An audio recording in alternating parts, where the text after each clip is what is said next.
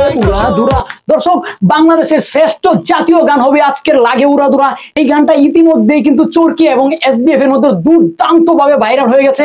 আপনাদের সামনে আমি রিভিউ দিতে, রিঅ্যাকশন দিতে এক্ষুনি চলে আসলাম। আপনি একটা লাইক দিয়ে আমার সাথে ভিডিওটা কন্টিনিউ করুন, দেখবেন কি দুর্দান্ত এই গানটা হয়েছে। গানের সেট থেকে শুরু করে প্রত্যেকটা স্টেপ বাই স্টেপ এতটা দুর্দান্ত হয়েছে, আপনি 1 ইঞ্চি বলিউড থেকে কোনোভাবেই পিছিয়ে রাখতে পারবেন না।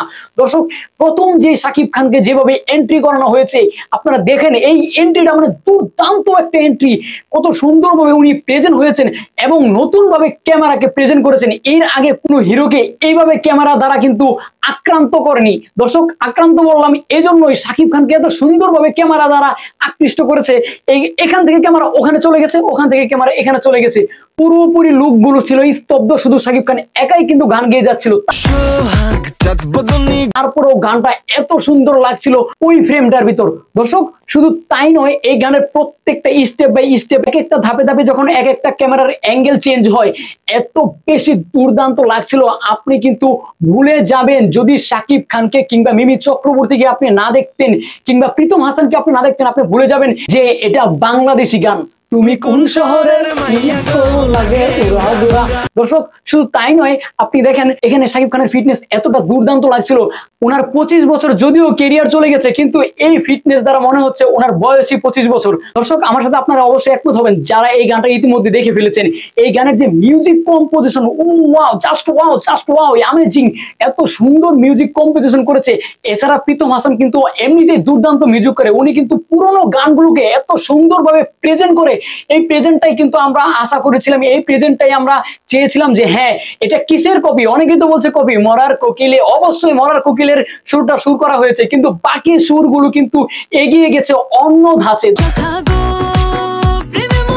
দর্শক, এটাই কিন্তু আমরা জানতাম। আমরা বলিউডের গানগুলো যখন দেখে আসি, লাড়কি আঁখ মারে, দর্শক এই যে বলিউডের গানগুলো দেখি, সুরগুলো দিয়ে দিয়ে দিয়ে চেঞ্জ করে ফেলে, এমনটাই কিন্তু এই গানটা হচ্ছে। এই গানটা আরো বেশি দুর্দান্ত হয়েছে।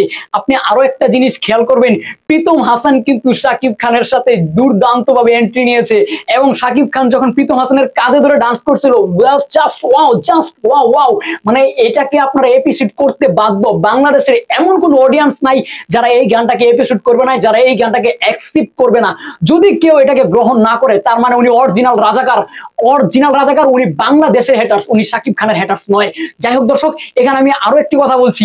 যখন সাদা ড্রেস পরে শাকিব খান ডান্স করছিল, এই যে ছোট একটা স্টেপ, ছোট একটা ডান্স ব্রেক দিয়েছেন, এই ব্রেকটা কিন্তু দুর্দান্ত লাগছিল। ওনার বডি ল্যাঙ্গুয়েজ, বডি অ্যাঙ্গেল এত সুন্দরভাবে উনি নাড়িয়েছে, যেটা কিন্তু বাংলাদেশের ইতিহাসে আপনি কোনো হিরোকে খুঁজে পাবেন না, কোনো হিরোকে খুঁজে পাবেন না। আগামীতে কোনো হিরো আসবে কিনা সেটাও কিন্তু ভাববার বিষয়। দর্শক, এই যে দুর্দান্ত ডান্স, দুর্দান্ত মিউজিক, দুর্দান্ত পুরো কোরিওগ্রাফার, অর্থাৎ পুরো স্টেজটা এত সুন্দর মেকিং গান, এবং শেষ পর্যায়ে